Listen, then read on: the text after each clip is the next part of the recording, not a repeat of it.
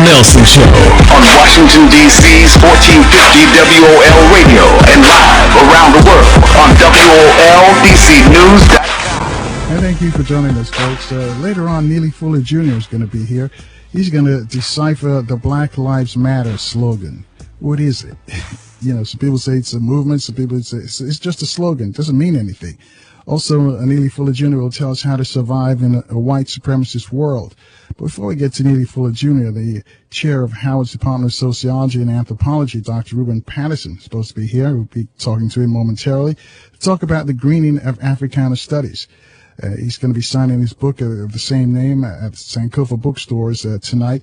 But here's the deal with the Black Studies Department. It seems like a lot of Black Studies departments are being challenged, if you will, across the country. Spoke to the chair of two departments in California, one in Florida, and they're losing students. But these are public universities, so it would be interesting to find out about HBCUs if they too have a problem attracting students to enter the Africana Studies Department. Because it's under attack. These professors, these chairs, their jobs are on the line, but they can't figure out why Black students don't want to learn about their history. There's a bunch of Black students on campus. I spoke at one campus, and the professor told me that there were a lot of students enrolled, but trying to get them to even take Africana Studies as a minor is a challenge because they don't see the need to do it. And I remember one class that was assembled, and one of the young students came in and he had on a hat backwards, and then one of the guest speakers challenged him and says, "Hey man, you can't come in here dressed like that." But that was that was interesting conversation with some of these young people, whether or not why they are not gravitating to Black studies. I know things have changed, but back in the 60s, 70s, people were going into Black study programs. But Dr. Patterson is here. Dr. Patterson, welcome to WOL Radio. Thank you. It's good to be here. I got to ask you that, because I said I spoke to professors in California and in Florida, chair of departments of Black Africana Studies, or some call them now Africana Studies or Black Studies Department, African Studies, what they are. And they were having problems getting students enrolled or in those classes. Do you have the same challenge at Howard? I don't know so much about Howard with respect to Africana studies. I think, in fact, I know how they're doing well for a whole set of other reasons. I'll come back to those in a moment. But at the predominantly white institutions that you're speaking of, those experiences out in California and Florida, my experience is that was somewhat similar at the University of Toledo, where I was for some 20 years before joining the Howard faculty last year. What I found is that in those PWI campuses, that students tend to enroll in Africana Studies courses. They just don't necessarily major in Africana Studies programs, degree programs. So they're going to take courses, African American history, post emancipation. They're going to take Harlem Renaissance, and writers, Black politics in the urban setting. They're going to enroll in those courses, to meet their social science, to meet their humanities requirements, but they just don't declare majors. So how can we make it more attractive? Let me just make a correction here. I said you're going to be at Sankofa tonight. It's actually next Tuesday you're going to be at Sankofa. But how do we make it more attractive so more of our students want to learn more about their history? What is it that we have to do? Well, one way is that one thing that I've thought about, which is, hence the book that I have, and I to some extent this idea from my predecessor who was the director of Africana Studies at the University of Toledo. But I've tried to get an important topic and link it with Africana Studies, and this was the case of being environmental studies. That's an area that is actually ripe for tremendous growth.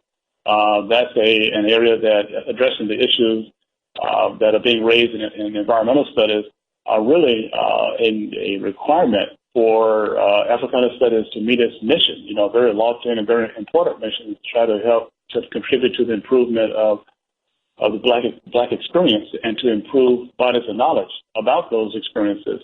And we're not really going to contribute to the improvement of the Black experience, to the quality of Black lives, not just in the United States, but in Africa and throughout the diaspora, without addressing the environmental problems that people of African descent are experiencing, throughout the world, where Black people are, environments are literally killing them. So, Africana studies has to be about addressing those types of problems. And I think, with that being the case, I suspect, this is my hope, that more African American students will want to take Africana studies courses. Carl Nelson live and local from 6 to 10 a.m. on 1450 WOL. And thank you for staying with us, folks. We're back here. Let me see, it's 13 minutes after the hour with our guest, Dr. Rubin Patterson, talk about the greening of Africana studies.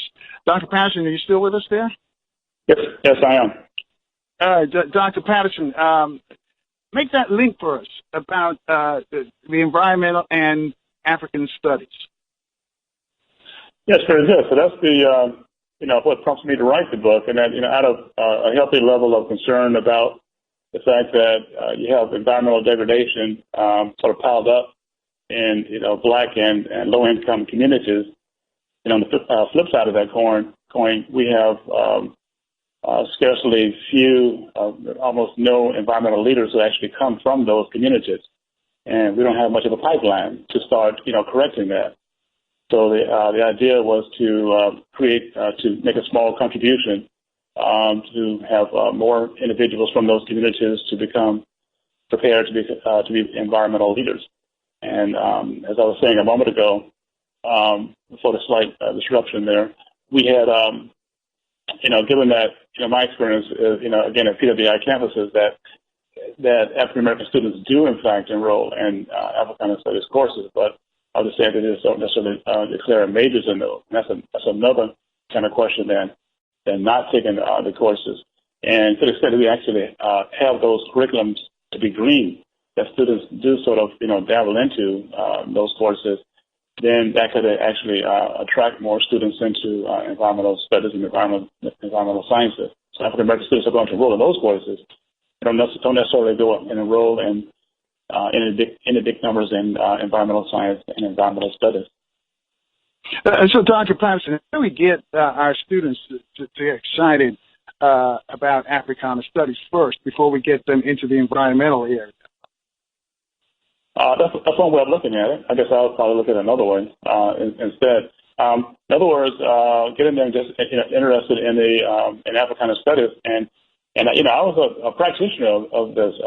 In addition to being the chair of sociology and anthropology, back at Toledo, I was also director of Africana Studies for several years, and we tried wrapping our minds around this challenge of attracting more Black students to the to those courses and to the major. And interestingly, what we found is that students who actually enrolled in 4 or more Africana Studies courses had graduation rates on par with white students on campus. Whereas those students who took 1 or no courses had graduation rates down to around the level of 9 or 10%. So clearly, in our estimation, students are benefiting tremendously from enrolling in Africana Studies courses. And of course, then other people might want to say that, well, these are the students who are predisposed to do well anyway, irrespective of the Black Studies courses. And so that was kind of back and forth that, we encountered with the administration. We were trying to push for more Black faculty so that then more students could be exposed to this curriculum and hence increase retention and increase Black graduation rates. But the administration was interested in trying to rein in resources and not make the investment.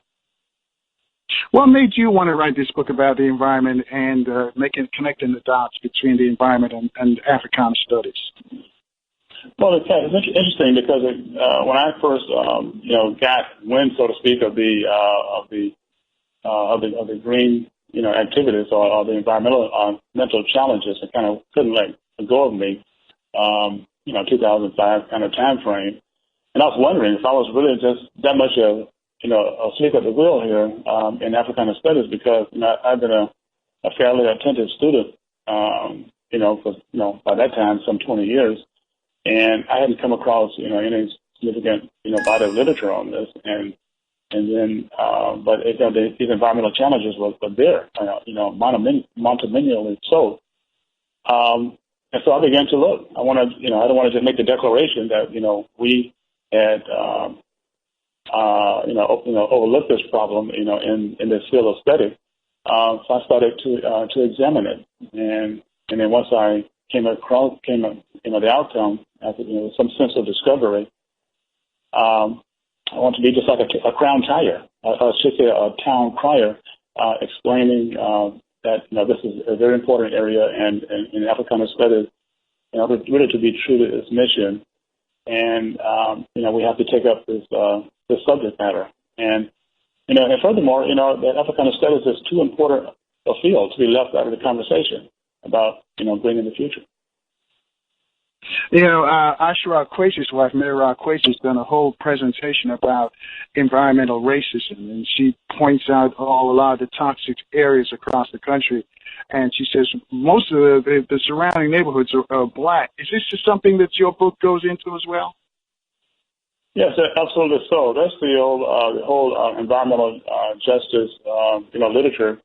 That it tackles those types of challenges that literature has been growing for, certainly since the early 1990s or late 1980s.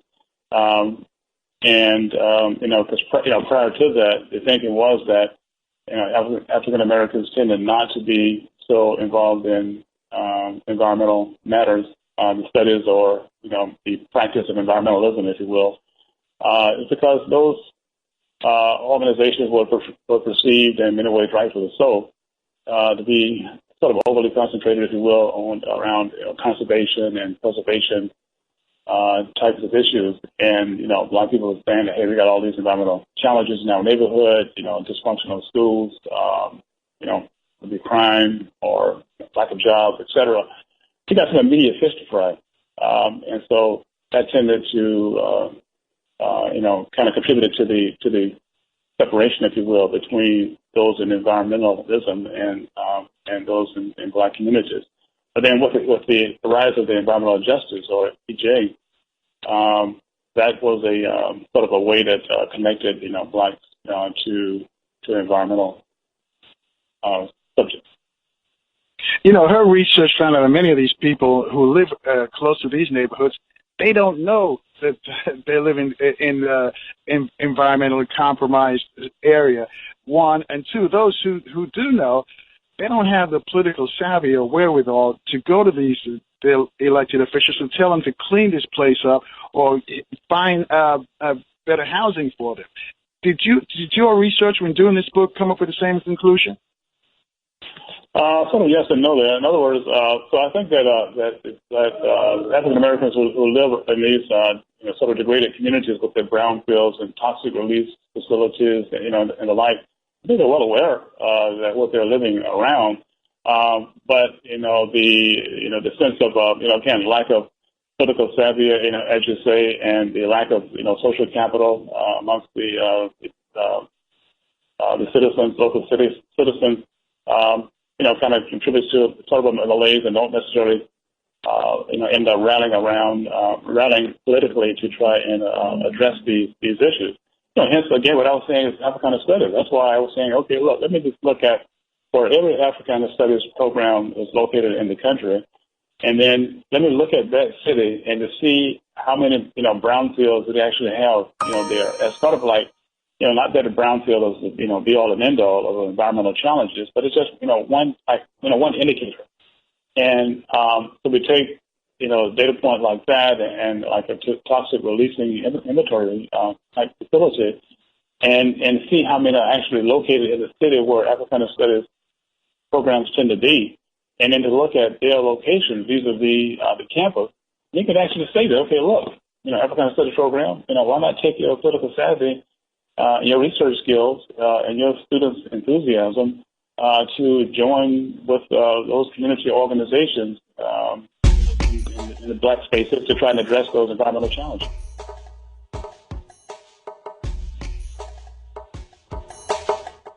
And now back Back to the Carl Nelson Show. On Washington, D.C.'s 1450. 1450 WOL Radio. And thank you for staying with us, folks. Our guest is the chair of Howard's Department of Sociology and Anthropology. His name is Dr. Rubin Patterson. He's talking about the greening of Africana studies. I mentioned he's going to be at Sankofa Bookstore signing the book of the same name next Tuesday, starting at 6:30. Dr. Patterson, before we left, you were talking about some of the areas that we find that environmentally compromised, if you will. Can you give us some example of where around the country are these areas located? Yeah, man, they're really broadly distributed. But you just take an area like if you take the Midwest, of course, the old industrial heartland, we have a heavy over concentration, if you will, of brownfield sites. In other words, these are sites where they used to have functioning industrial operations. It could be, quite massive, hulking businesses, I should say industrial foundries. They could be even, former fracking locations or, gas stations. And they just sit, as eyesores and, as urban blight. And there's either definite and has been sort of empirically established, heavy metals and asbestos or some other types of, environmental hazards that exist at the site, or even the perception of that those grounds are compromised. And when you have that, then you have a situation where businesses don't want to make investments in those types of communities. People with some financial means avoid those communities as well. And then you get this sort of spiraling. Toledo is certainly it's an industrial town that was looking for a second act, once the automotive industry went through its transformations over the past, 15 years or so. So it has this overconcentration of brownfields, and so we just picked a neighborhood that's about a mile from the campus, and had Africana studies and it's some of our faculty and our students working to try and address some of those issues with some of the local population. Now, are a number of these in the Rust Belt areas? Yes, indeed. A lot of them are in the Rust Belt areas, but they really are in many ways sort of all over the country, and certainly in the Deep South and out in the LA area and all around. In fact, every city, I should say, every state is going to have them, but some areas are more concentrated. Have been more concentrated than others. So, did your research indicate how that it seems like most of the residents who live near these environmentally compromised areas are minorities or African Americans or Africans? Did your research show why? Is it that the other folks know about this stuff more than we do, or they're more politically savvy than the rest of us? Do you find a reason? It's interesting. I mean, you have to kind of put it in a little historical context in the sense that, back in the day when these industrial settings were at their zenith, so to speak, to go back to, 1940s or 1950s or so, that living around these industrial facilities was a value for homeowners to be able to walk to those factory jobs. And so this is where, whites live in these communities. But then as with, better science and better understandings about about how the pollution from these facilities, these belching, all of these chemicals that are not good for people, that happened around the same time as, the building of the interstate highways and as well as the industrial facilities moving out. I should say that white population began to moving out to newer suburbs, away from the city. That African Americans migrated to the north. Actually, then took up residence that whites were actually vacating, and then so moving there around these facilities. But then these facilities actually began to close down moving to the South, as you know, to the U.S. South, and then also to the sort of global South, if you will. And then so then African Americans then have been inhabiting those spaces, ever since, with of declining value, without much economic activity. So you have that explain some of it. The other thing too, though, is that for those African Americans who will be moving into those communities, let's say now in 2015, not having moved there decades ago and then remain and their descendants, but it's just that in many ways, it's like those are the only places where they might be able to afford to be able to stay, because the rent is probably the lowest in the city, and the the landlords don't necessarily make any investments in those properties, and so that explains in many ways why they're populated by African Americans and not others.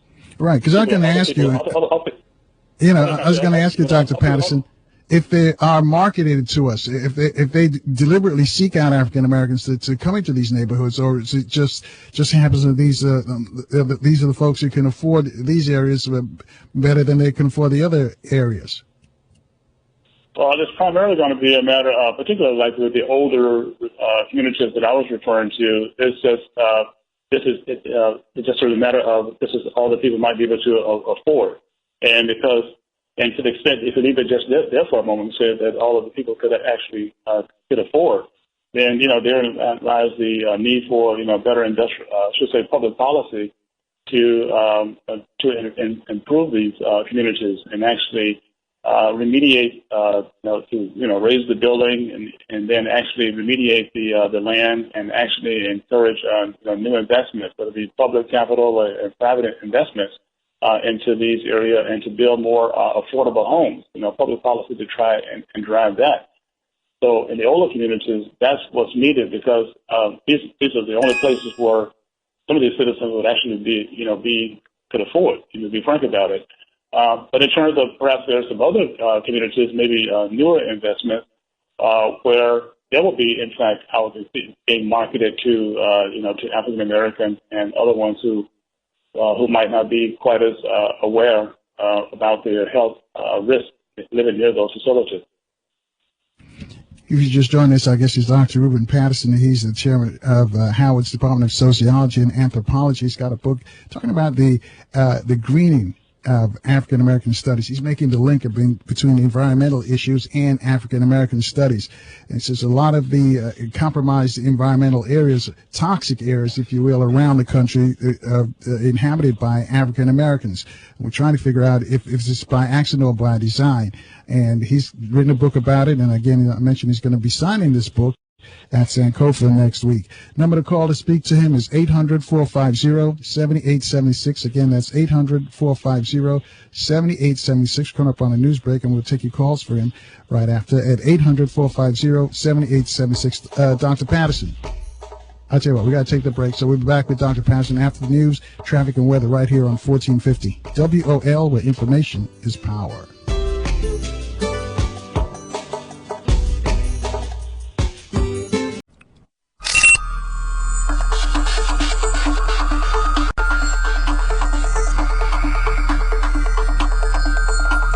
Talk radio in the AM. The #1 morning show. #1 on everybody list. Carl Nelson on 1450 WOL.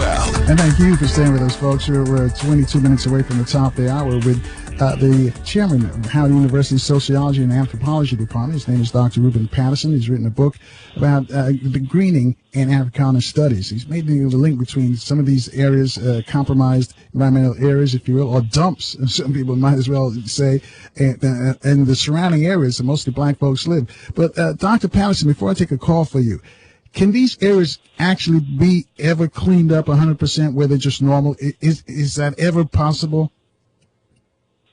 Yeah, I guess everything is possible, but there's a likely, absolutely not. We actually have, because what we find though is that the blacker the census tracts, the more likely we're going to find these. They're going to be environmentally diminished neighborhoods, and those are the areas that are the least likely to receive remediation. That's what some people refer to as sort of upside down brownfield, so to speak.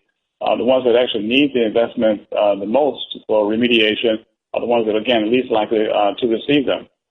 Some of that is obviously due to the lack of, again, social capital and political might, if you will, in order to bring about that significant change.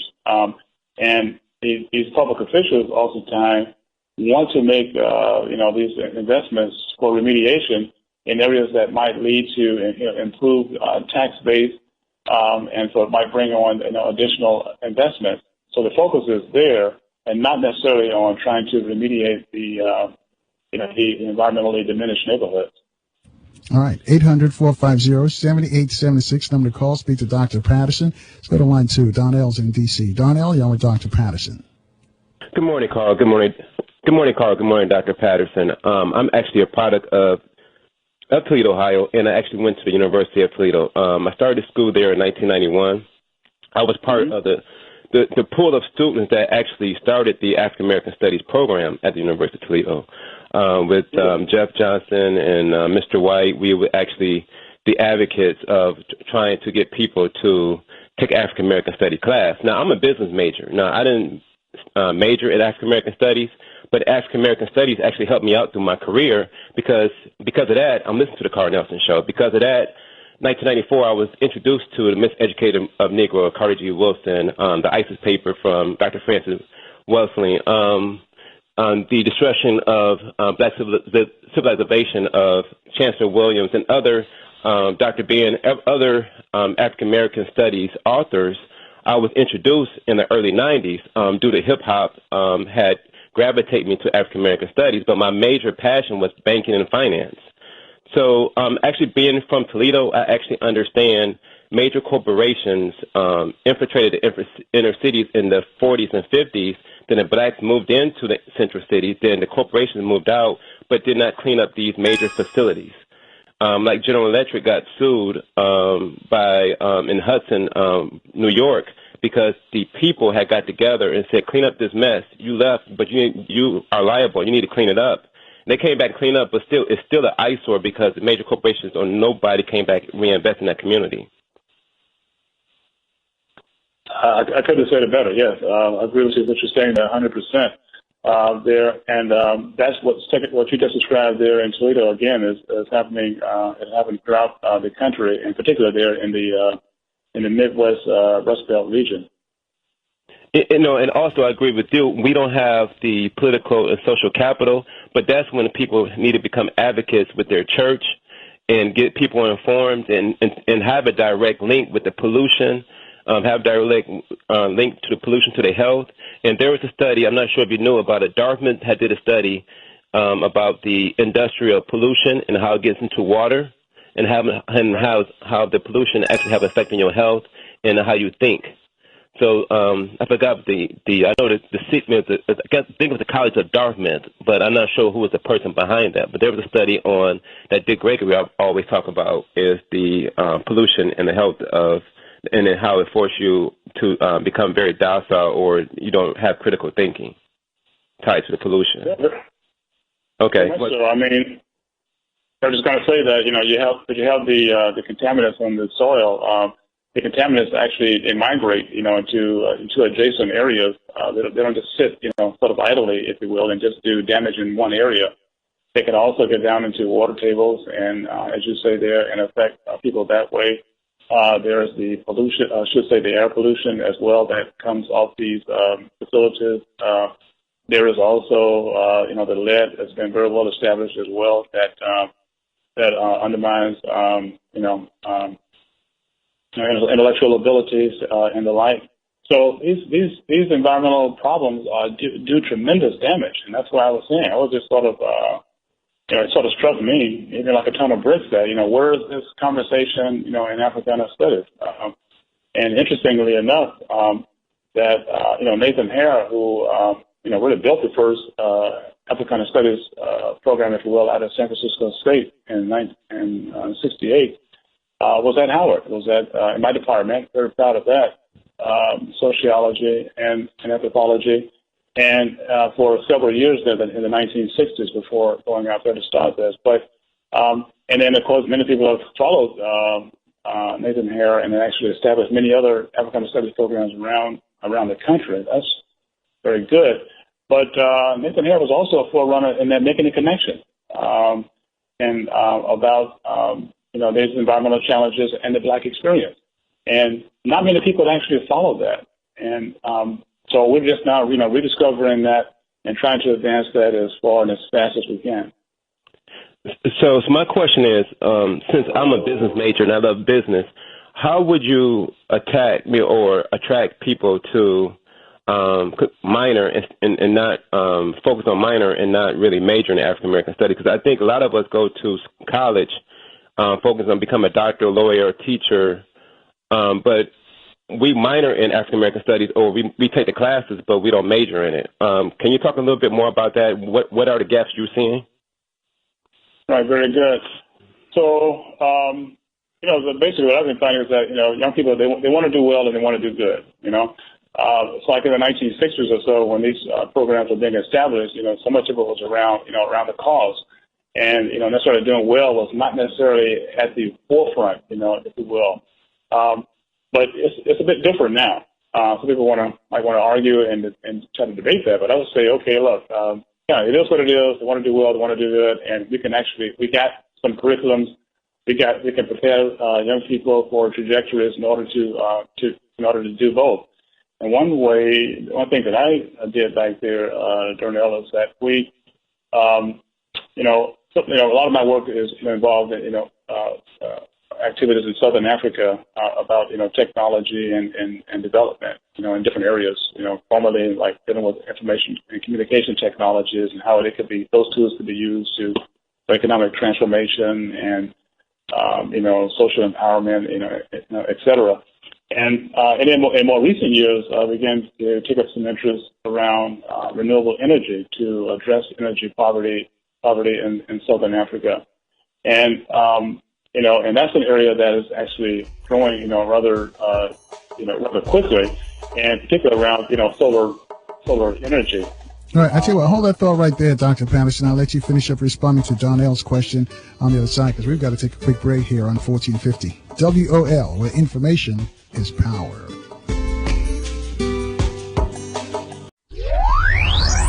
Your voice can now be heard. Y'all ready? Yeah. With Carl Nelson weekdays from 6 to 10 a.m. on 1450 WOL. And thank you for staying with us, folks. We're 10 away from the top of the hour with Dr. Rubin Patterson from Howard University. He's the chairman of the Sociology and Anthropology Department. And he's done a book about Africana studies and the environment. He's linking the two together, and very bold, I got to say, because a lot of times we don't get into these issues about environmental issues in the Black community. Dr. Patterson, I'm going to let you finish your response to what Darnell's questions or comments were. Well, only that increasingly it's being recognized that doing things. Going green is not just for helping the environment. Companies are recognizing that sort of going green is good for their bottom line, and so they've already begun to start pricing carbon and in order to start bringing their carbon footprint down because they know that at some point it's going to be a cost factor to them. In other words, is that they're recognizing that, of course, you have these smokestacks and again, belching out, chemicals and energy. I mean, those are materials that companies have actually paid for that aren't being used in the final product. So it's just money paid for it is literally going up in smoke. To the extent that they can actually reduce that pollution, there's actually not just quote unquote good for the environment, but it's also, again, good for their bottom line. So you have businesses, you have business schools, I should say, with green MBA programs, as a result of that. And again, that was the thing that further kind of an impetus for me to try to get on with this in Africana Studies, because clearly, at our founding in Africana Studies, we were, the boldest and, sort of the most original, cutting edge scholarship, around, and having led to, in many ways, women's studies and third world studies, Latino studies, and others. We were at the forefront. We, genesis of all of this. And now even business schools, sort of run into the area of, of green and we're not having necessarily that conversation amongst ourselves, as scholars. So, as we do this, it comes back to Lincoln Holt's question there, and I should say Darnell's question there, and Carl's point early on around getting more African American students attracted. To the extent that we can actually point out here that get them make these linkages in terms of studying the Black experience, studying the environment and how it is changing, and understanding how businesses are going to want increasingly individuals with expertise about the environment and various populations. That's going to be a good set of knowledge and skills and credentials that they can use in the business world going forward. All right. Donnell, thank you for your call. One of the issues we've been dealing with on this particular show, Dr. Patterson, is what's going on in Fort Walton Beach, Florida, after the BP oil spill. The Black community in that neighborhood, they're under siege with a lot of issues, health issues, and nobody's responding to them. They can't get any help. The local government, the civil rights groups, and they've tried everybody. So, and that is an extreme example. I'm just wondering how much, if you use the people in the Black folks in Fort Walton Beach, Florida, who have that from the Gulf oil spill, having problems getting their area cleaned up. If you look at it across the country, are they having the same kind of problems getting their neighborhoods cleaned up?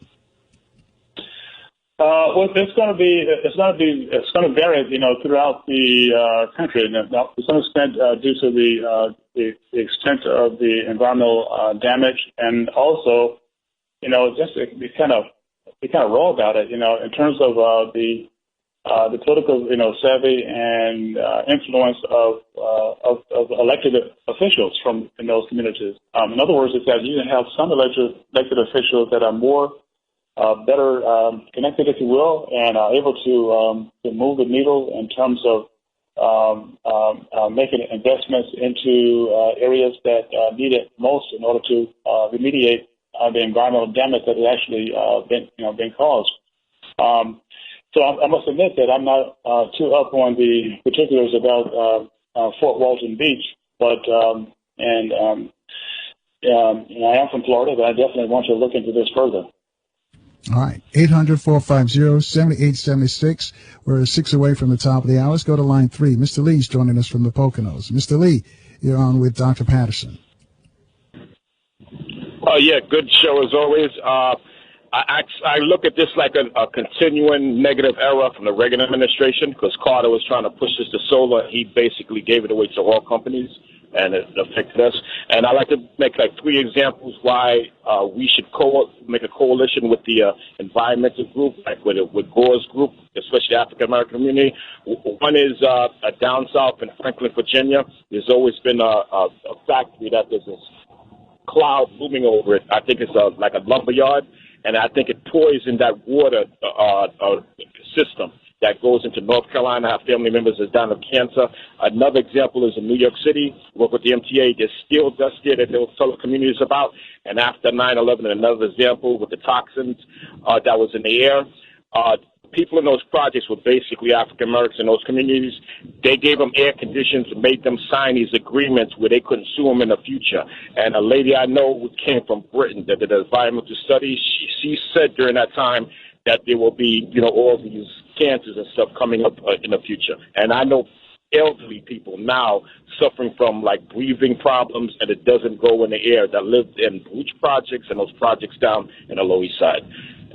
And then also, just one more point to add to it, I saw some shows where they're doing dumping in Africa, the coast, these toxins that are legal, and what's in the oceans and stuff like that. And, what do you think about that? Should we make a coalition? Yeah, with Gore's? Definitely, it's got to be, absolutely. Yeah, it's got to be, through a coalition. That's what I was saying earlier as well, is that Africana Studies needs environmental studies in order to fulfill its mission, and environmental studies needs Africana Studies to fulfill its mission. They both need one another, despite the fact that there's been this estrangement for all these decades. The thing is that, as is mentioned here as well about in Africa, in other words, is that we find that, there used to be let's say that you would actually put the environmental problems, these toxic chemicals in areas, that have the least political power. These companies will take the path of least resistance, knowing that in order to get some of these industrial advantages, the goods, there's going to be downside. All right, hold that thought right there. And Mr. Lee, thank you for your call, because we've got to step aside for a traffic update for our folks in DMV.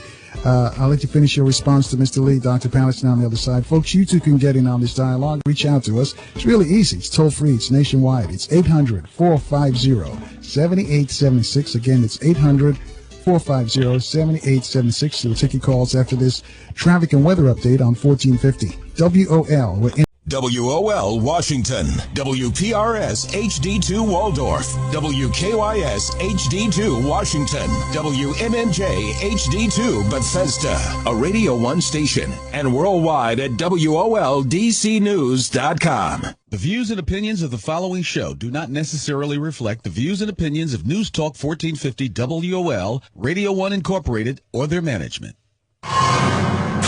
Welcome to the Carl Nelson Show on Washington, D.C.'s 1450 WOL Radio and live around the world on WOLDCnews.com. And thank you for staying with us, folks. Our guest is Dr. Rubin Patterson. He's chair of Howard's Department of Sociology and Anthropology. He's written a book about greening and Africana studies, just making that link between the environment and Africana studies. Number to call to speak to him is 800-450-7876. Again, that's 800-450-7876. Let's go to line 4. Ayo's driving somewhere in Alabama on the road. Ayo, you're on with Dr. Patterson. Good morning, Brother Carl, Dr. Patterson. I tell you, man, this is a perfect opportunity because I said before that the water supplies were so tainted that you have to go through a routine with the city or the county or the district just to get the water analyzed.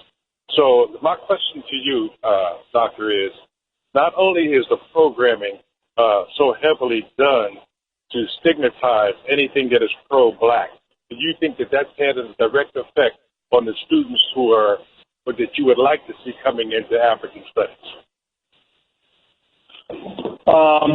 So, in other words, anything that's black, and therefore students don't value it. Is that your point? Right. They devalue the pro-black experience, whether it be studies or business or media or anything. It seems like they devalue it. Do you think that may have a direct effect on students' choices to go into pro-black programs? There could be some of that that's taking place there, but I think that, at least for me, the way I was sort of explaining this is, again, is I was spending several years trying to, wrestling with this question to try to not only just to increase my numbers to, and therefore to get more resources from administrators to do more good, but also because I knew that, the value of the scholarship and how they could contribute to students' success. But after just sitting down and sort of debriefing a lot of students who weren't necessarily taking these courses, it's like, what is it that is not making these courses attractive for you? A lot of the answers the responses that I was getting from students was that this thing around, how's it going to help me? How's it going to help me in my career? As Darnell was mentioning earlier about how students interested in whether banking, law, or some other types of profession that's going to lead to, in many cases, greater material reward. Because not only are these young people living in America, but America is living in them as well. And this thing around material success is a very, very powerful force that we can't downplay. And so I think that it is this perception that Africana studies has, scarcely anything to do with their desired material success. That's not all black students, of course not. But there are many of students that we were debriefing who were not inclined to take those courses. This is sort of the sentiment that they held. I kind of see this as an oxymoron in a state in which you hear so many people talk about black consciousness. This would be a way for them to tap into it on a historical level, but yet they're not applying themselves to the programs that would give them the knowledge that you're literally trying to get them to use as an advantage in their careers. So, I mean, it's an opportunity just to listen to you to give us a good concept of the diversity of Black studies and how it interacts in modern day careers. Thank you very much. Appreciate you, Carl. All right, thanks, A.O. Let me ask you this, Dr. Patterson. Is it at the high school level then? Is it when these students are getting ready for college that the counselors on the high school campuses are not directing them into Africana studies or Black studies? Right. They would. So there's a lot of that in terms of not directing them, because particularly the students who are, better, quote unquote, better prepared and all, who have these high, standardized test scores and with high GPAs and kind of wired for academic success. The thing is that certainly not Africana studies, in many ways, not even liberal arts. And so those who might want to major in Africana studies are again, people. I think that people are discouraged from doing that when they show a good deal of academic talent. That's what I'm sort of picking up there. But it's interesting though. On the sort of flip side of that, though, if you look at the upper end, at the PhD level, there are I don't know what the number now, 15, 17 PhD programs in Africana studies around the country. They're doing pretty well now. They're at very elite universities, but they are able to attract a lot of talented young people into their, and also young people for that matter, into their doctoral program, and they do a really good job of having them placed once they graduate. Placed into an academic setting. So at that level, that is actually working, but at the undergraduate level, that's where the real challenge is in trying to have African American students and not African American students, for that matter, to major in Africana studies. All right, a 12th grader listening to you right now, how would you sell him on getting into Africana studies, even just as a minor? What would you tell him? Well, one thing I as I tell him, as I tell students, broadly. So I had a lot of students who come to me and ask me, what can I do with African Studies education, with an African Studies degree, other than if they take that education and teach my kids and grandkids. I recall the students saying to me, the freshmen. And so one thing I decided to do was, to reach out, around the country and invite in individuals who started out in African Studies, but are having these, great, careers that I know that students will be sort of attracted to, and wouldn't necessarily think about how Africana Studies help to lead them to those, esteemed positions. Inviting in, Mae Jemison, this first, African American, female astronaut who started out in Africana Studies, as well as, our former president, Sidney Roubeau, and prior to that was president at Bowling Green State University there in Ohio. Invited him there. Invited the person who was, general counsel for the Dallas public school systems, and and on and on. So invited all these individuals so that people can actually see that, okay, and have these individuals to talk about the connections, about what Africana Studies did for them in terms of shaping their worldview, giving them an alternative understanding of America and the world and their place within the world. Things like that, I think, can contribute to this effort to inform, young people about the value of Africana Studies. All right, we're 12 after the top of the hour. Our guest is Dr. Rubin Patterson. Dr. Patterson has made the link between Africana Studies and the environment, the greening of the environment. I got to ask you about global warming or climate change, as some people like to call it now. Does that play a part into what your studies show? Yes, I think that we want to have a green economy and a green community, so in order to be sustainable, in order to get that the green technologies and the green companies, we need better public policies. In order to get better public policies, right. Hold that thought right there, because this has been in the news quite a bit about global warming and climate change, as some people like to call it. And I want to find out how you address that, if you do, in the book or in the classroom as well with your students. Folks, you too can get in on this conversation with our guest, Dr. Rubin Patterson. Reach out to us. It's toll free. It's nationwide. It's 800. Real Talk Radio in the AM. Carl Nelson on 1450 WOL. And thank you for staying with us 16 minutes after the hour with our guest, Dr. Patterson from Howard. Coming up later this morning, we're going to speak with Neely Fuller Jr. He's going to decipher the Black Lives Matter slogan and also tell us how to survive in a white supremacist world. But let's back with Dr. Patterson. Before we left for the traffic update, Dr. Patterson, talking about global warming and climate change, as some people call it, because it's it's in the news now politically, and a lot of people don't even embrace that these things happen. How do you get this? How do you get this concept over to your students?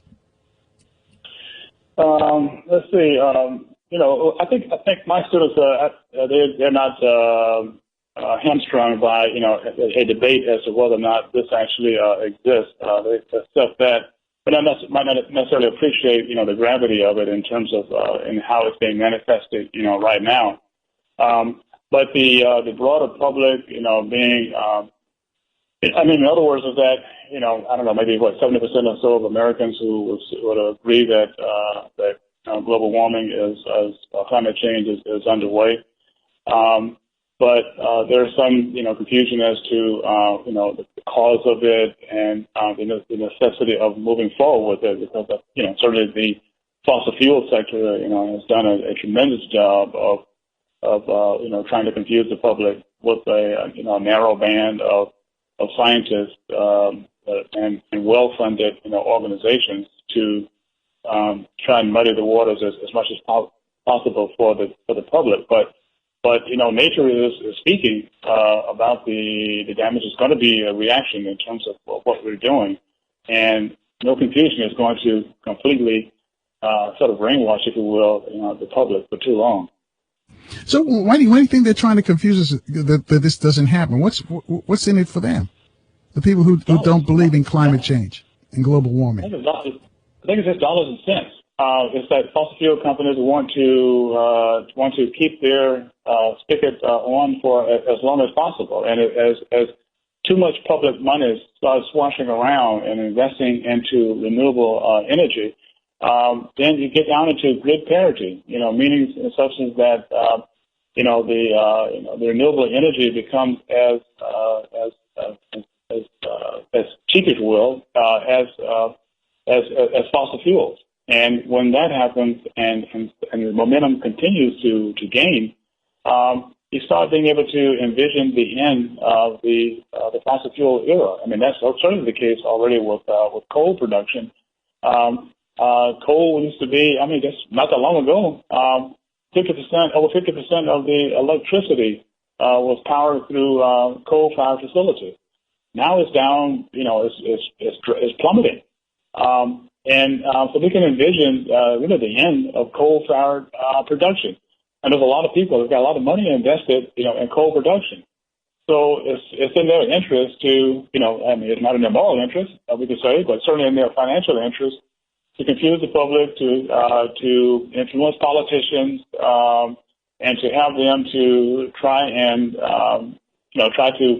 stop a sort of an environmentally oriented, president and let's say members of Congress who are trying to move on in addressing climate change. There's an article in today's Washington Post, and it's titled, in the smog battle, industry gets help from an unlikely source. The National Black Chamber of Commerce has come out, fighting about the smog. And they say an unlikely source. Again, going back to your book, trying to connect the dots between greening of the nation and African American studies. So the article says, basically the black folks, the Black Chamber of Commerce, are now speaking out about smog. Why do you think it's taken so long for the black community to identify this issue? Well, I think that among the reasons is that, kind of like I was alluding to, towards the outset, that the black community has so many, immediate issues to be dealt with in terms of whether it be, the racism, the job challenges, the crime challenges, the school challenges, that those things have been sort of, front and center, and it has sort of an immediacy to them, far and away so than the environmental problem. Now, again, living adjacent to some degraded facilities and soils and the like, are also contributing to health problems. But a lot of that can be sort of imperceptible, if you will, in terms of making the real connection. People might see it conceptually, but thinking that can be put off into the distance a bit further. Whereas these other issues that I cited earlier have, again, an immediacy to them and a gravity, to sort of, be focused on those now. I think that explains a lot of it. Yeah, but Dr. Patterson, once you find out, once you hear about these conditions, it's almost that you have to react. You have to do something. It's not like you're going to sit there and, oh, wow, the environment is going south and I'm not going to do something. It affects me, my family, and everybody else. You've got to react. Could that be part of the problem too? The people stand aside because they know once they find out what's going on really with the environment, they want to do something immediately. Well, I wish that were the case, Carl. I'm sure they happen sometimes, but a lot of times that people can actually get receive this information, completely understand it and digest it, but actually then going to the next step of actually being mobilized around it. It's not a foregone conclusion. Some actually stop with just the knowledge itself, and it's kind of interesting in that. Because I can, have students who take my class, let's say environmental, inequalities that I teach in the spring, at Howard. Oftentimes, students would, I only taught it there last year for the first time because, again, last year was my first year, as a faculty member at Howard. But I taught it, several times at the University of Toledo. And basically, students, come to the class not necessarily with any particular interest in environmental inequality, but maybe a social science course that meet a requirement and it fits their schedule, and so boom, they're there. But then over time, you can see them, and that's fine with me. I don't take it personally, obviously, but over time, I can see them gaining an intellectual curiosity and appreciation for this, and it kind of like, it's like kind of an OMG moment. It's like, how did I miss this? And they talk about it. They start having this conversation, such conversations with friends and family members, and they find those friends and family members giving the same kind of responses that they perhaps could have given before being enrolled in the course. So some of these individuals will be sort of excited about this new knowledge that they have, but not all of them want to take the next step and actually be mobilized around trying to address the issue. 24 minutes after the hour, 800-450-7876 to speak to Dr. Patterson. Dr. Patterson, does your book deal with solutions? Yeah, we try to do that. One thing is simply to have Africana studies to have their curriculums green is part of the solution, right there. Because again, African American students do enroll in these courses, but to the extent that the curriculums can be greened, students will gain more of that exposure and more than likely to take up additional courses in environmental studies, which has been my experience. I've actually seen that. And then also to try to give a solution in terms of working with local community-based organizations. Again, Africana studies are in cities that have, these brownfields and other areas that diminish the black neighborhoods. And many of them would love to have some faculty members from these programs with research skills and with some social capital and network in cities. All right, hold that thought right there. When we come back, I got a question for you, a tweet question. David wanted to know if there are any environmentally challenged areas in the Washington, D.C. area that you can point to. He says he lives in the district, and he wants to know if there are any out there. So I'll let you respond to him on the other side. Folks, you too can join the conversation. Reach out to us at 800-450-7876. 7876. Again, that's 800-450-7876. Your call's next on 1450 WOL.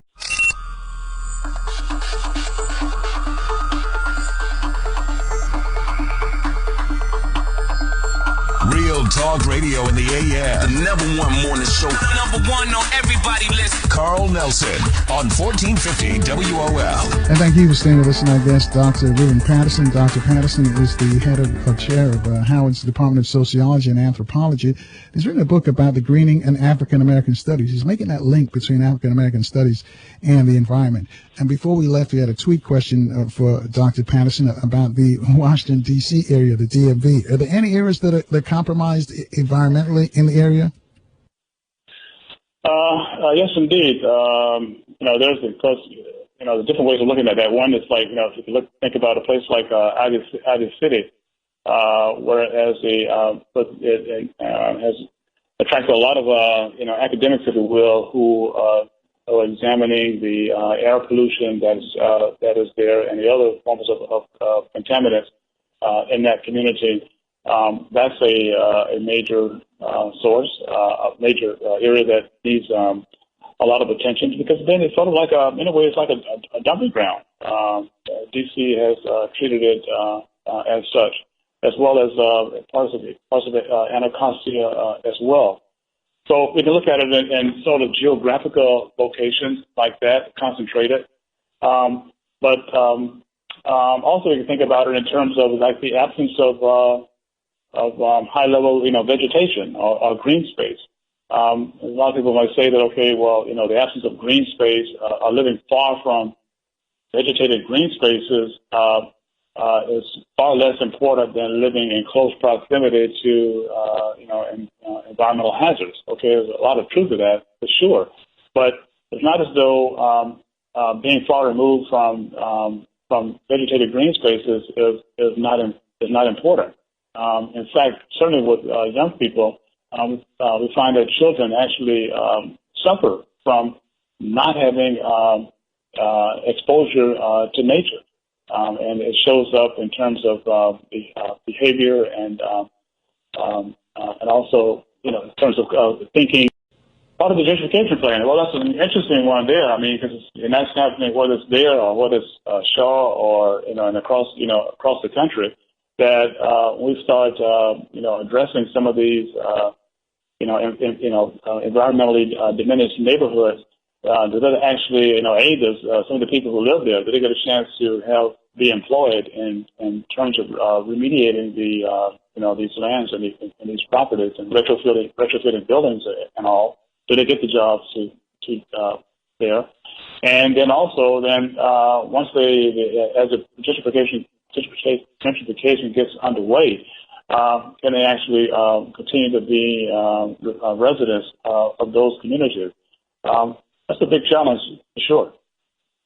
Yeah, but do the people who live in near Anacostia Park, do they understand that, or do they think it's just it's just c'est la vie? What it is, it is what it is. How do they understand what's going on?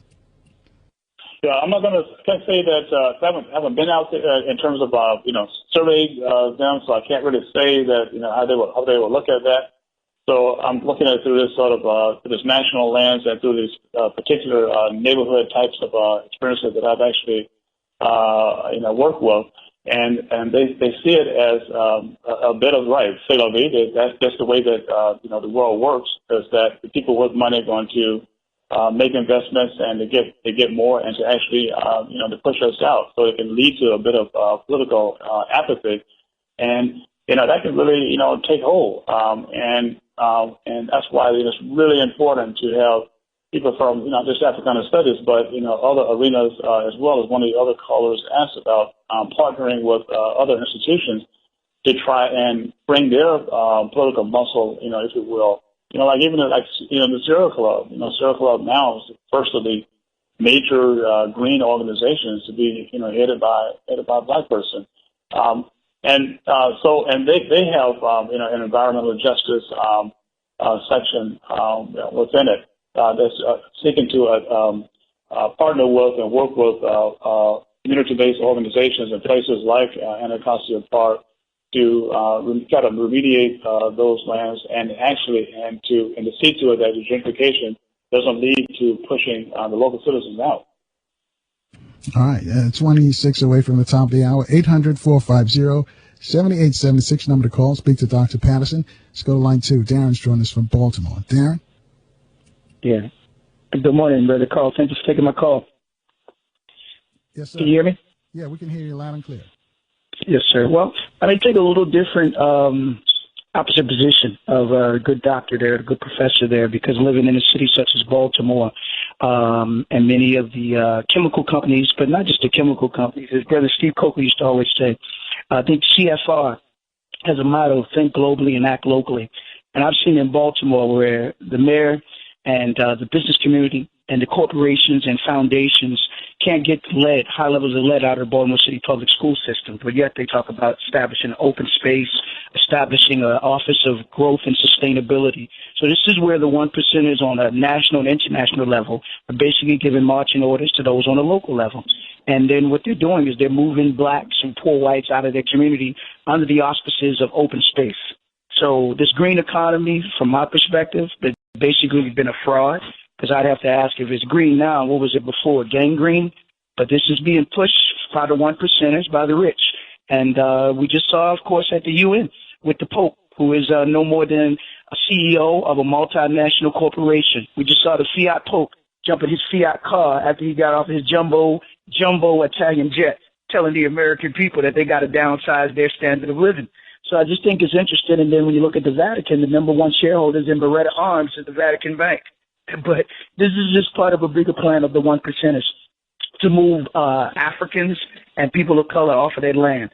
When you do the research, even in Africa right now, you got a lot of the HBCUs, Howard University, Spelman, they've taken endowment money and have gone over to Africa and bought large swaths of land in Africa. And so the Africans can't even grow their food on the land that they're living on.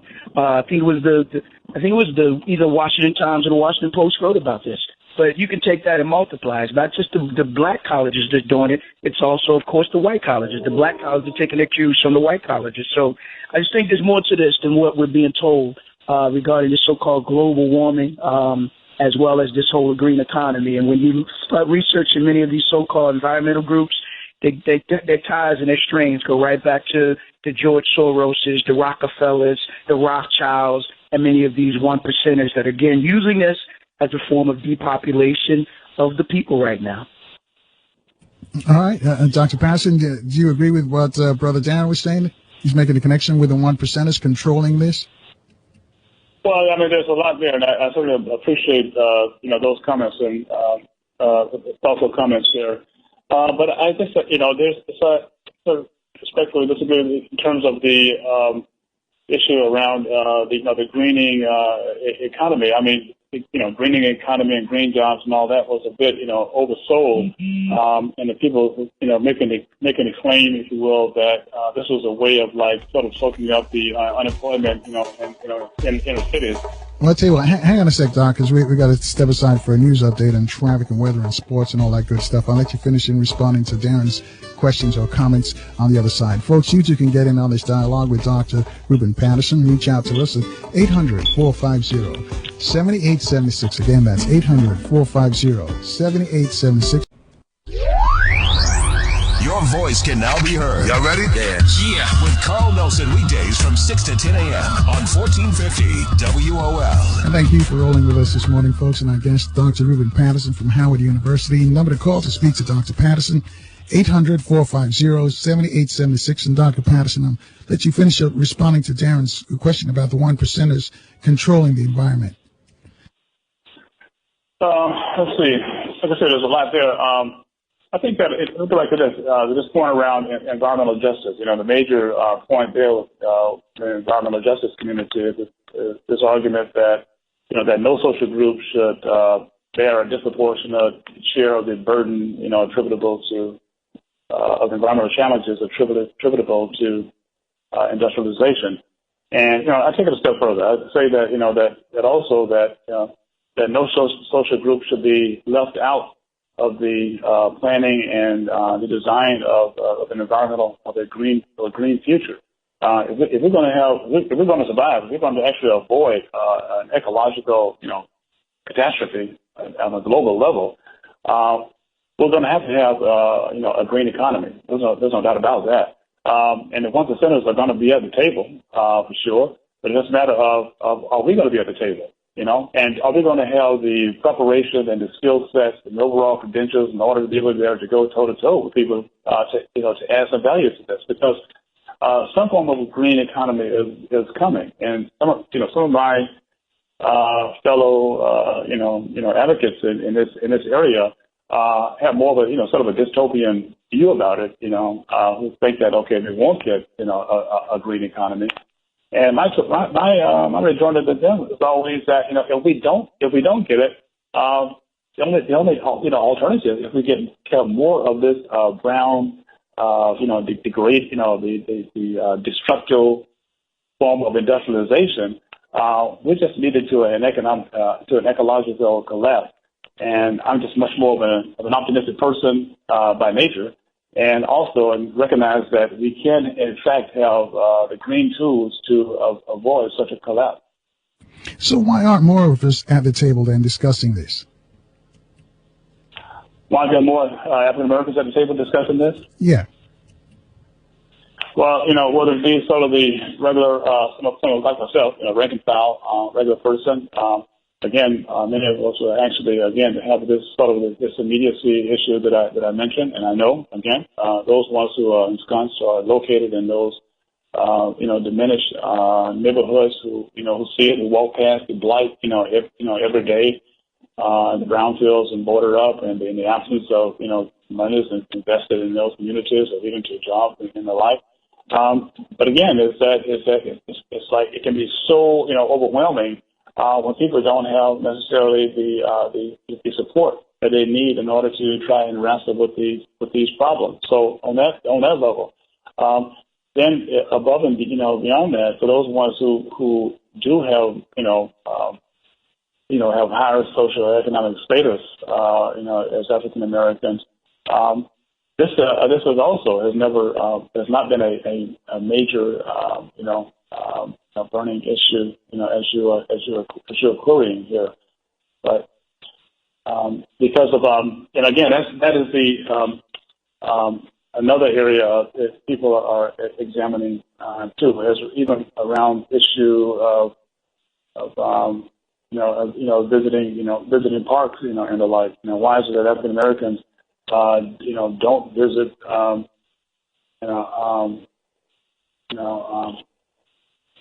major, national parks. All right, 800-450-7876, 15 away from the top of the hour. Let's go to line 4. And Don Nabuda's joined us from D.C. Don, with Dr. Patterson.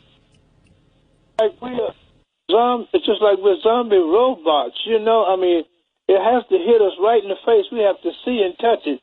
Just like Dick, as far as blacks concerned, most of them, just like Dick Gregory said, if the Supreme Court said the blacks couldn't drive their cars in the out, they'd be down there protesting like I don't know what. It's like we're waiting for China environment to come over here. It's just like quicksand in front of you, and somebody said, "Look, see that there? That's quicksand." But you have to step in it, and then you're fighting to get out of it. We always look like just if an individual next door to you is suffering from some kind of environmental thing, we'll say, "Oh, that's not us. That's in your environment."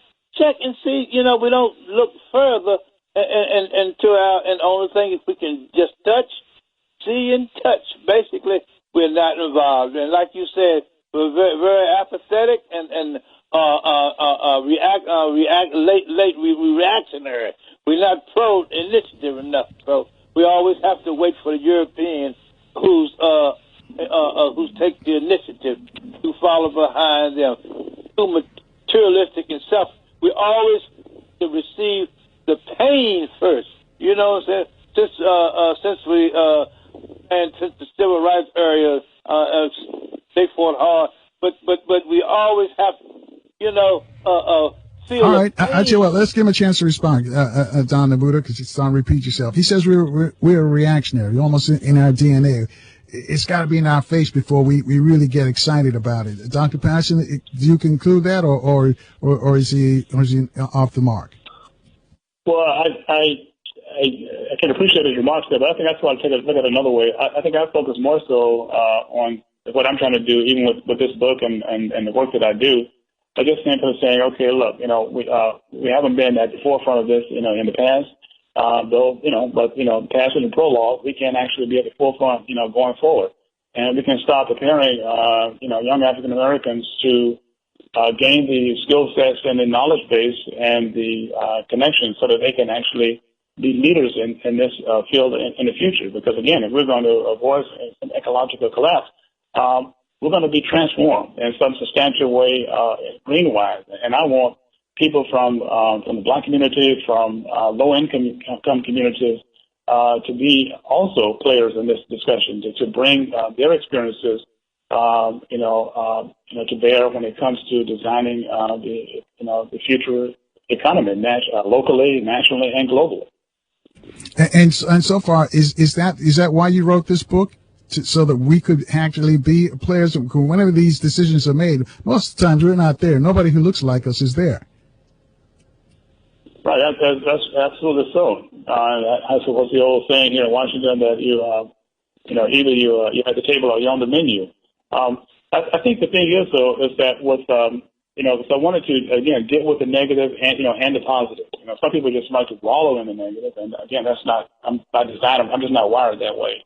But there are these negative issues, these ills, environmental ills, and diminished environments that we've been discussing. I mean, they are there, kind of a bit of an ever-presence. They got to be addressed, and to the extent that we can have public policies and actually some community-based activities addressing those, then that's jobs associated with that, and could lead to an improved lived condition.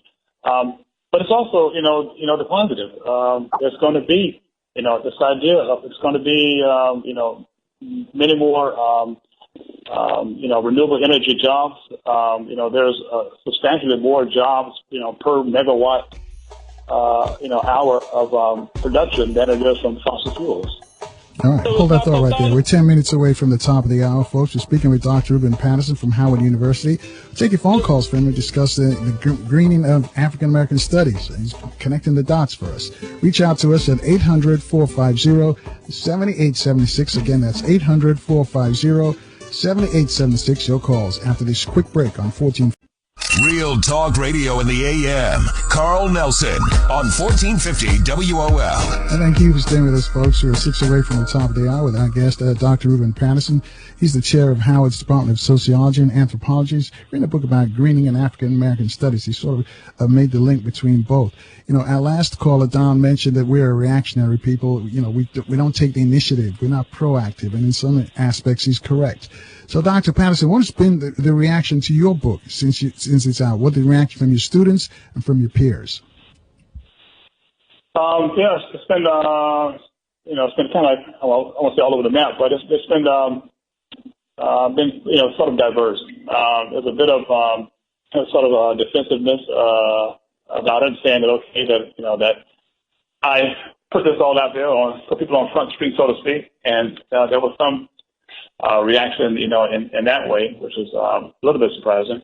Among other things, what I did do, and should have done it, and I'm glad that I did do it. I pointed out that over the nearly 50 years of its existence within university spaces, African studies have done a tremendous amount of good, without a doubt. I've lived it as a student myself. I've seen it as an educator and opening up new worlds to young people. I get that.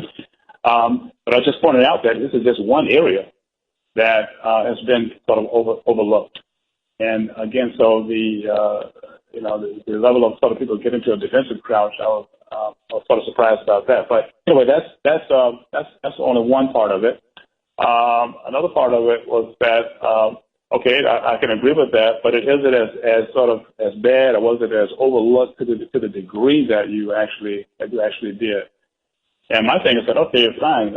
First of all, let's not get hung up on the numbers. when we examining the diminished black neighborhoods environmentally, let's not get hung up on the numbers, the number of brownfields, the number of facilities, and things of that sort. But that's the overall the trend lines and the overall quality of the questions that we're being that we're are in fact examining.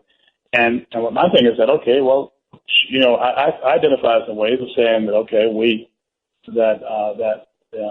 that African American studies have not looked at African studies. Looked at the environment sufficiently by looking at how programs actually identify. No program, no department, whether it's sociology or zoology or chemistry or whatever, they don't necessarily say that they do everything. They specialize in certain areas. And so same thing with African studies. So we look at African studies units around the country, about 100. How do they identify? How many of them actually make the declaration that they give primary research attention to the environment? And how many courses do they have in their inventory that we examine by the thousand? And also the professors at these in these programs by the thousand. How do they identify in terms of their research focus? Do they actually privilege sustainability in a meaningful way? And so I said, okay, fine, that's what I did. And these are the numbers. Aren't particularly attractive. And it doesn't have to always be that way. In fact, I know I'm convinced that it won't always be that way. That more African studies units will begin to privilege more around sustainability, and more professors will be appointed in these programs with this research agenda. So I'm very confident of that. But my thing is that if it isn't this bad, then you show me some evidence that say that African American professors, African studies professors, have in fact examined the environment sufficiently. Show me some research. All right, 800-450-7876, 3 away from the top of the hour. Let's go to line 3. Ishmael is joining us from Georgia. Ishmael, you're on with Dr. Patterson. Yes, greetings, Brother Carl and Dr. Patterson. I was calling to add a little more information. I appreciate the fact that the brother is bringing a lot of information from academia, but also this is happening on the grassroots level. There's the Coalition of Black Trade Unionists that have what they call care teams. And what they do is they go into the community and they work with the community to deal with environmental justice issues. Hopefully he could address that. And also I want to mention the fact that one of the largest lawsuits as far as the environmental movement is concerned was with Johnny Cochran in Anderson, Alabama, where cancer was outrageous. And I think it was Monsanto that had contaminated the area. But anyway, Johnny Cochran came in and they litigated, and he won the litigation, and the people, it was a victorious battle. It was one of the largest victories financially. And also, hello? No, continue. Yeah, also, historically, we have been a part of the environment ever since we've been here, as stewards of the land. But the problem of it is that we don't get the exposure like what's happening now. And I appreciate what you all are doing. And I'll take the answers off the air. All right. Thanks, Ishmael. I'll let Professor Patterson respond on the other side because we're going to take a quick break for a traffic update for our folks in the DMV. You too can get in on the conversation. Reach out to us at 800-450-7876. Your calls after this traffic update on 1450. WOL Washington, WPRS HD2 Waldorf, WKYS HD2 Washington, WMNJ HD2 Bethesda, a Radio 1 station, and worldwide at WOLDCnews.com. The views and opinions of the following show do not necessarily reflect the views and opinions of News Talk 1450 WOL, Radio 1 Incorporated, or their management. Carl Nelson Show. On Washington, D.C.'s 1450 WOL Radio and live around the world on WOLDCnews.com. And thank you for staying with us, folks. In a moment, we're going to be speaking with Neely Fuller Jr. He's going to decipher the Black Lives Matter slogan for us. Also, Neely Fuller Jr. will tell us how to survive in a white supremacist world. But before we get that, let's finish up with Howard's chair of Howard Department of Sociology and Anthropology. His name is Dr. Rubin Patterson. Dr. Patterson, I last called Ishmael in Georgia, mentioned that some of the black trade unions and also Johnny Cochran were tackling this issue of environmental racism, if you will. Did you know about that? Were you familiar with those issues? Yes, I'm indeed familiar with those issues, and it's sort of an interesting evolution as well with the trade unionists and the environmentalists. For a long time, these two didn't necessarily work that well, together. And in fact, because many of the trade unionists, and I say that as an advocate of trade unions for sure, were very much so entrenched in the manufacturing, the chemicals, cement and fossil fuels productions, obviously very dirty industries, without a doubt. And environmentalists were actually, trying to challenge them. So they didn't necessarily get along all, so well, for going back, decades. And furthermore, that, environmentalists have tended to be some of the, the best educated, people in the country in terms of formal education. The percentage of them who actually have not just college degrees, but advanced degrees, is extraordinarily high, and that's been the case for half a century or more. And that's not the case with among trade unionists. So there was a bit of a schism there, the basis for that. But a lot of that has really been sort of wiped away with the transformation in manufacturing. A lot of those former jobs that there in the dirty industry are just not there, and steel and glass and others. And furthermore, the trade unionists recognize that these green jobs, there's retrofitting buildings and remediating land and renewable energy, solar panels and installation, et cetera, that there are more jobs to come out of that. So it's been great that there's been that kind of transformation, and trade unionists and environmentalists are working together a lot more. All right. And before we let you go, is there anything you'd like to add that we didn't discuss today?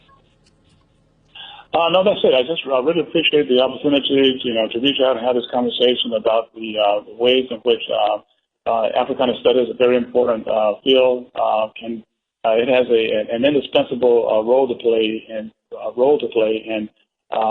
introducing young African Americans to environmental studies. All right, and we'll see you next Tuesday at Sankofa, 2714 Georgia Avenue, Northeast DC.